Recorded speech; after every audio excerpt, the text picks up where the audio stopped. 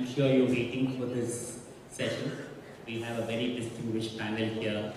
Let me give a brief introduction of the panel members for your reference.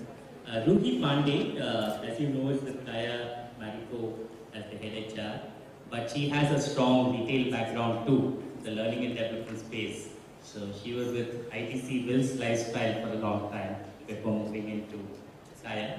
And Jiva is the business HR head for Jivananda is the business HR head for Raymond and has a very strong textile manufacturing background before joining Raymond. Arvind Retail Nagaraj is a retail veteran too. I think now what, 12 years in retail? Yeah, 12 years in retail with Reliance Retail and then now with Arvind Retail. Prior to that, Gillette and quite a few in the telecom communication sector. Quite a great career with FMCG too. And we have Ramesh. Ramesh is the head HR, Chief People Officer of Aditya Birla. Prior to that with Philips, also into brand management. That's what we understood. So I think HR also needs branding. So he would be the right person to kind of bring that perspective. And BBM Rao, we don't need an introduction. Shoppers Stop. It's been the university for retailers, especially the department store format and the lifestyle format. BBM Rao has been in operations as well as in HR. So we have a very distinguished elite panel and I'm very fortunate to moderate this panel. My background, I head HR for the Landmark Group. We run Lifestyle, Home Center, Max. And I think I'm sitting here as the moderator because we've done some good work in the HR space in the last 2-3 years, which has took us to the #1 slot amongst retail companies for the best company to work for. And we also moved from a 42nd rank in Great Places to Work to the 21st rank in my second year. I also come with a strong retail background. I used to be with Vijay Sahu, I don't know whether he's here. He was my boss at Reliance Retail. I was his senior vice president. Recruited about a 900 strong HR team at that time in Reliance Retail. I think 3 of them are here from that team. So we actually had a very strong HR team. And the vision was very, very great because retail at that time was very nascent. Today we're talking about 7.5% organized retail in the country. But at that time it was about 4% organized retail. This is in 2005. And Mukesh Ambani wanted to invest about 25,000 crores in this business to take it to 100,000 crore business in 5 years. But things worked out very differently because retail definitely is not like a manufacturing or a refinery or a petroleum business. So it has its nuances. And HR plays a very, very critical role because this is definitely a HR-centric business. Because at the end of the day, you see them there. They were talking in the morning about minimum wages of 4,000, 5,000 being paid to almost 85% of the population in a retail store, and they need to at least have a plastic smile at 9 o'clock when you have an irate customer get in. So how do you engage them? How do you motivate them? How do you make sure that they stay with them? Because the attrition figures were alarming. It used to be over 100% at some point of time. Even today in the hypermarket and food space, it's about 70 to 80% is the average attrition. And also the fact that it was very nice to hear Ajit Joshi tell us in the morning that in Croma it's about 13%, which I think is amazing to bring it to that levels because the challenge today is retaining people. And that affects a lot of other business factors in terms of productivity, in terms of various other business factors. So HR today has to grow. If I go back in terms of my tenure with Landmark Group now for the last 5 years, we are predominantly a Dubai-based company. And in Dubai, Middle East, HR doesn't play a very vital role because they are recruited, the visa is stamped, and for 2 years, 3 years, they stay with the company. They don't need, so attrition is not a challenge at all. But in India, it's very different. and HR needs to be given its due importance, and that is when the Landmark Group decided that we need to bring in. And the journey has been quite tough because we were revolving around the engagement of employees. We took our engagement surveys very, very seriously. Our first survey was about 60% engagement, fully engaged or engaged employees in the company. And the last survey, it was about 84%. So it moved from 60 to 84, and each of the qualitative inputs we had got from the employees, we used it. We had interventions revolving around that, and also made sure that we provided career option for people, because at the end of the day, we strengthened our IJP process, we strengthened education programs for frontline employees, we made sure that they enjoyed working with us, we made sure that, so these were things that we started focusing, and there was a strong feedback system, a 30 and a 90-day connect. On the 30th day as well as the 90th day of an employee, there is a connect with them to make sure that at the end of the day, if they are not happy with their manager, we address it then and there. So that was something which we did. So I think we had quite a few initiatives that brought us to what we are today. And definitely every day is different. We don't look out of the box and think out of the box, then we will not kind of stay. So it's important to make it sustainable, make it stronger. But at the end of the day, I think it's important that we focus towards business. Because the buy-in from the business should be there. Business should feel that HR is kind of contributing to business, and all our practices need to be aligned to business. So we need to measure in terms of productivity. At the end of it, what is the cost of attrition? What is the cost of turnover? Is it healthy turnover? I think how do you actually kind of provide career paths for people? Because like we heard in the morning, there were only about 2,000 people available in retail. And even today, retail does not have domain experts. So we need to actually evolve people within the organization. How do you have training programs, development programs aligned to that? All these become very critical. And from the panel we have, I'm sure each one of them have their own unique HR practices, which has led them to actually make sure they run successful business. So we'll start off with BBM Rao, because being also having an operations and a HR perspective, BBM, you could share with us in terms of what are those HR practices that are unique at Shoppers Stop. Afternoon, everybody. I think I'll take you back to the early 90s for a short time. When we started business in the year 1991, the challenge was there's only one organized store. Most of them used to call it as Kapra Karta, because there's only about 20-25,000 square foot of store. And getting people in those days was very, very difficult, because the closest industry was the hospitality industry, because it was the service industry. And organized retail was totally non-existent. But how do you get people and see that this concept of the department store is being run successfully? One of the decisions in that time, Mr. Yes, Nagesh was heading the business. He said that I think we need to start developing people internally, and we need to start nurturing internally, and then start making people to go within the organization. And one of the another decision what he taken is, let us not take people from the retail industry, because we will not get fresh ideas into the industry just because it's a very nascent industry. And that was the stepping stone, and another thought which was actually nurtured over the last 15-20 years. Then we said, how do we develop people internally? Is it purely by recommendation of the boss, or is it like any other process?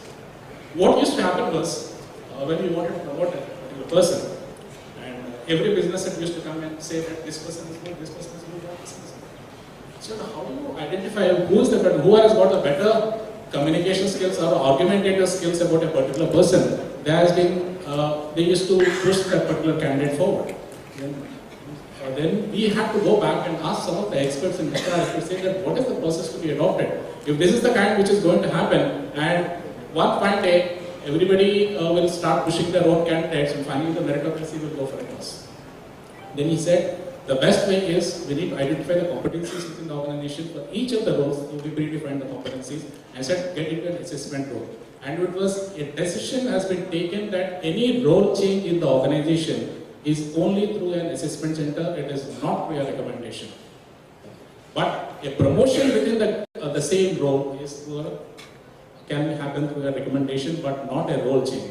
Today, in the last 23 years, the same process is being followed, and believe me, in fact, we had to go through an assessment 6 months back because there was a CEO assessment happening, and I said, even the HR head, even the operations head also should happen through that. We wanted to assess the competencies whether you are able to take it to the business to the 100 store or 150 store chain.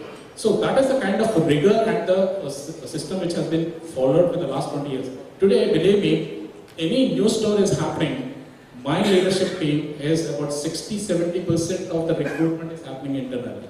We never go outside, only 30-40% we go external. Many of the consultants keep calling me and I said, you're opening so many stores, why didn't you recruit, etc., etc.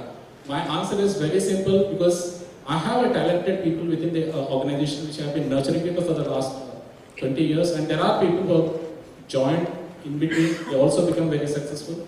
We promote them there and we are taking it up. See, this was one of the things which has actually made a very huge impact in the organization's growth.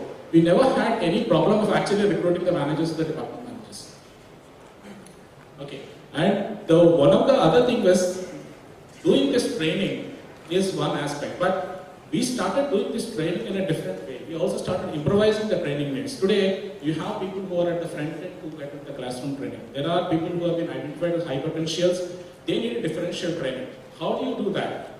And of late, what we started doing is, yes, the front-end CCS which are there, the core, we define the training life cycle for them. They go through the 10 days of induction, the refresher training in the second month, and the third month again they go through an advanced training. And that has been taken care very well. But what happened to the people who are the middle management? Then one is, apart from whatever the skill sets which are required for that particular through a classroom, we started giving them action learning projects. That is one. Also started exposing people to other industries, especially in the recent plot when we have actually identified some of the area controllers internally. Area controller technically handles about 200 to 300 crores of business, handles about 10 stores under him. We said, can we give additional exposure? So we send these particular people also to the Indigo Airlines. Go and learn from there, because they are also very high customer service oriented organization. Can we give them an exposure from a different industry, not from the same industry? And it actually made a lot of impact, because people started learning different things rather than the same in the retail. Because then they come back and start applying within the retail industry, it's going to make a huge impact. And for the senior management, what is that we are going to see? The adult learning, if you look at the psychology, adult learning cannot happen only through classroom training. We need to start looking at various other means of actually making them to learn. One is through networking, expose to the best of the professionals worldwide, send them abroad, or through is coaching. The best of the coaches which have been given to all the ex-com members, especially the senior management team, who are the core team who are actually leading the business, and everybody is mentored personally and coached. And this is actually making a lot of difference, because some of the issues which we cannot discuss, maybe with even the head of the department or the boss could not be able to talk to him, I think that is being addressed very silently and subtly, so that to bring in a behavioral change within the organization. I think if you look at it from the talent management perspective, I think we have done a lot of work. I'm not saying others also might have done, but this has actually worked successfully, and the business feels that this is the thing which need to be followed forever. And we also actually put as a part of the KRA, saying that how many subordinates are being grown from your particular area, or maybe from a particular store. That is going to be one of the criteria. So that actually makes everybody to start training them, making them to learn, and when the IJP is rolled out, they start training people and then start focusing on their growth aspects. Because I think one of the B-school students was asking about what are the growth opportunities in retail. If you look at it from that angle, today a customer care associate who joined in a Shoppers Stop store, there's a success story. There are two of them actually become area controllers. There are live cases, live examples. They're running the business today. Yes, they were graduates at the time. We upskilled them. We also have exposing them to higher education. But there's a success story. The PK program, what we call it, is a baby control program. which is a big success in shops. That is one of the things which has actually worked for the business, and we made it very, very more robust. In fact, it was a 10 days of training when actually CCA becomes a baby kangaroo. Now we made it so robust, it's a 32 days of program. They actually come into a resolution for 32 days, and it is start from 8 in the morning and ends at 8 in the evening. And we created a workbook with a lot of small case studies, a lot many examples. Actually, they need to work every day. It's like taking home work. They need to come back and submit the workbook for us. It's like a simple thing like if a CCS becoming a department manager, does he know how to make a scheduling? So we give a very complicated case of a scheduling part where there are less manpower, there are multiple complications, and ask them to solve it. Most of them will fail, but we wanted to know that why they are failing it, and we'll give them the right example. So in every area, it is not only on the operations side, on the SOP side, even the HR models or the VM models, which is consist of 400 pages, with all case examples, and they need to resolve and then come back. So we made it so interesting, because looking at the position what they are going to get into that next role, one is they started using emails. Do they have the etiquettes for actually how to send an email? So that also being impact. When you are getting into a leadership position, you also need to start training people. Maybe you need to start giving learnings to them. Do you see that they are capable of training certain modules it is? I'm not saying that will be full-fledged trainers, but at least the core modules can they train. So we actually put all these things into this 30 days program and make it very, very interesting and very, very, very rigorous. It's not that it's not fun, but it is only learning because he is getting groomed into a future leader. Yes, if you look at it from the mix of the people, what the retail industry is doing. First, you have an age group of between 20 to 25 years, and you have middle age between 35 to 40. So the mix are totally different. If you look at the youngsters, everything they wanted very fast. One is the career progression, or the money they wanted very quickly, the higher money they wanted money quickly, and also the recognition also they wanted very quickly. So one of the things what we did is we had an old age incentive system which was there for 10, 15 years. We have been following it religiously. We revisited the entire incentive program and make it very interesting. And in certain months, because of the revisiting the entire and some of the CCS started earning 8,000 rupees in incentive, which actually helped in reducing our attrition. I'm not saying that is 100% successful, but yes, partly 50 to 60% we were successful in actually addressing the need that they wanted more money because their needs are different. Today's and instant recognition, because most of the time they spend time on the floor. How do you actually empower the store managers to recognize the small behaviors or small actions instantly and recognize in front of 10 people, in front of all the people? So we created a goodie box which consists of small items. It could be a small cricket bag which is mentioned with a nice caption saying, we love your master strokes. Signed by the unit head. Give it to him for whatever the action which you liked it, give it to him. And the checkbook with 10 weeks mentioning about it, saying that I owe you a treat, excellent job. And sign it and give it to the employee in front of all the store associates. Small recognition is the instant recognition. Apart from the long-term recognitions, what we were doing about the legacy